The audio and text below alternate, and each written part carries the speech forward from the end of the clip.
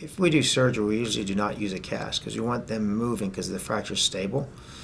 and that allow the patient to start moving the fingers and even the wrist sooner than if we didn't do surgery and didn't stabilize the fracture, which makes sense. And they start therapy at week 1, and they're in a brace for about 4, maybe 5 weeks, and that's about it. Our first and main focus is to get the elbow and fingers moving. You don't want the joints above or below to get stiff, and that's commonly what happens. Patients get in big, long splints from their fingertips all the way up their arm, and they come in, several days later, and even after several days, their fingers and elbow are very stiff. So we get them get the fingers moving with the exercise that we teach them, and we get the elbow moving as well. And now after the surgery, which is usually within the first week to 10 days of the injury, we have them see a therapist in a week, and they really focus on getting the swelling down, getting the fingers and hand and wrist and elbow mobilized,